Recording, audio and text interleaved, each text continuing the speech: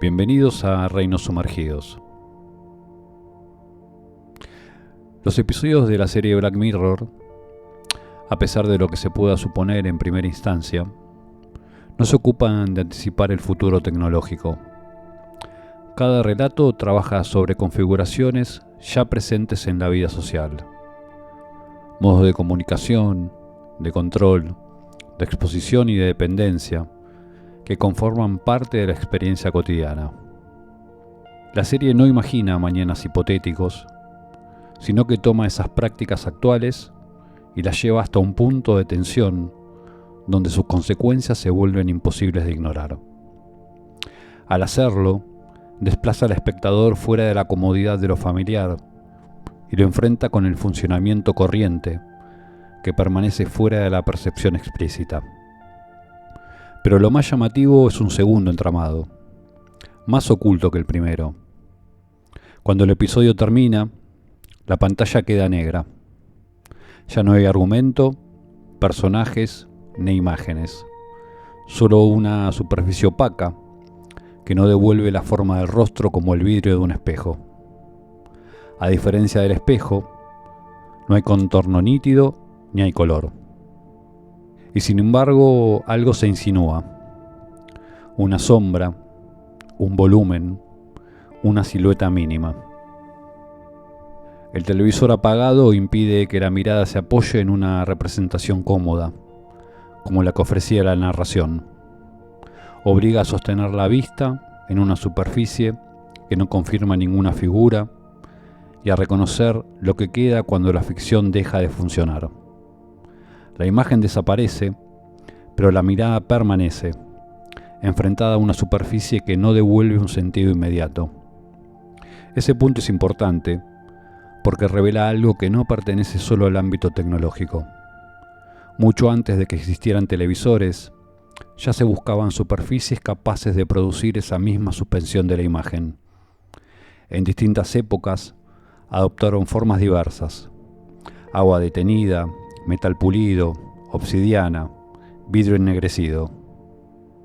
No se trataba de objetos destinados a la vanidad ni a la verificación del aspecto como el espejo doméstico. Su función era otra: disponer de un reflejo que no confirmara la figura visible ni devolviera la imagen conocida. En ese punto, el título de la serie Black Mirror deja de ser un simple nombre y se vuelve preciso.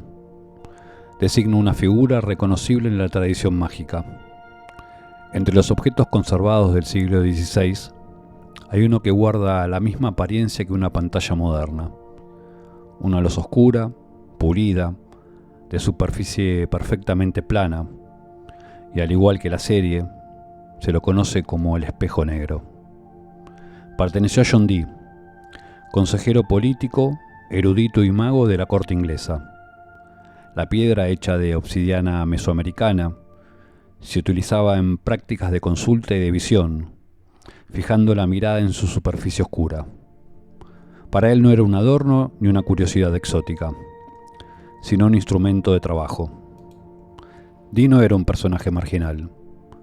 Fue uno de los intelectuales más influyentes de su tiempo, formado en matemática, astronomía y cartografía, y convocado con frecuencia por la corte para asesorar en cuestiones científicas y políticas.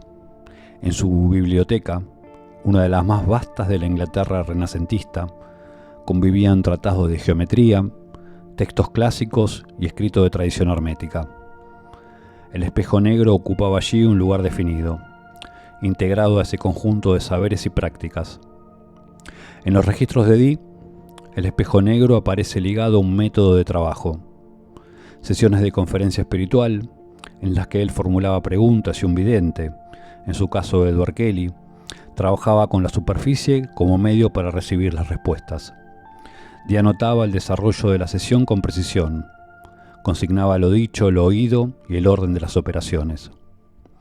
Esa misma operación, sin embargo, no fue exclusiva del entorno de Dee. En otros contextos históricos y culturales, se emplearon superficies semejantes como soporte de consulta.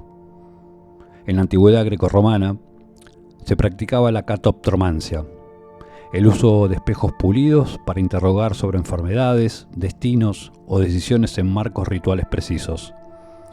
En distintos ámbitos del Mediterráneo y del Próximo Oriente se recurrió a la hidromancia y a la lecanomancia, donde la mirada se fijaba en cuencos de agua quieta para obtener signos que luego eran interpretados por el oficiante. En Mesoamérica, los espejos de obsidiana formaban parte de dispositivos rituales ligados a prácticas de adivinación. No eran objetos decorativos. Su superficie oscura se integraba a ceremonias donde se buscaba obtener indicaciones para la acción, para la guerra o para el orden del calendario. La magia contemporánea sigue haciendo uso de los espejos negros con utilidades distintas de acuerdo a las órdenes. El espejo negro funcionaba como un dispositivo que exigía una cierta disciplina de la mirada. No bastaba con posar los ojos sobre la superficie. Era necesario sostener la atención, aquietar el movimiento interior, aprender a permanecer frente a un campo que no ofrecía figuras claras ni significados inmediatos. La operación implicaba un trabajo sobre el propio modo de ver y el propio modo de ser.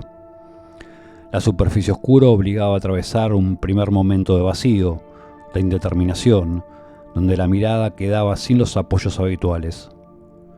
Solo en esa suspensión podía comenzar a insinuarse algo distinto, un signo, una forma inestable, una palabra. Por eso estos dispositivos estaban integrados en rituales y métodos precisos para que el sujeto estuviera preparado activamente para ver. El espejo negro marcaba el punto donde la mirada humana se detenía y dejaba espacio para que otra dimensión se hiciera presente. En todos estos casos, más allá de las diferencias de lengua, época o cosmología, el espejo mágico cumple una misma función: abrir un acceso al reverso de lo visible. No se orienta a reproducir la apariencia del mundo, sino a disponer una superficie donde puede insinuarse aquello que no se presenta en la escena cotidiana, pero que interviene silenciosamente en su curso. La superficie oscura interroga ese plano inverso. Mirar en el espejo implica reconocer que lo real no se agota en lo que se muestra. Ese ámbito es donde se configuran los efectos que luego se plasman en la vida común. Desde esta perspectiva, el título Black Mirror adquiere su peso pleno.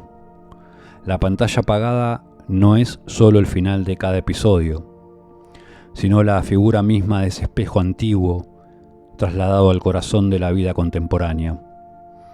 Allí donde antes se fijaba la mirada en la obsidiana, en el agua o en el metal ennegrecido, hoy se alza una superficie técnica que acompaña cada gesto cotidiano. Pero entre el espejo negro ritual y la pantalla moderna hay una diferencia decisiva. Quien recurría al espejo mágico sabía que existía un reverso de lo visible y se disponía conscientemente a interrogarlo. Reconocía que la escena ordinaria no agotaba lo real y buscaba, mediante un rito, entrar en contacto con ese otro plano. El sujeto contemporáneo, en cambio, desconoce ese plano.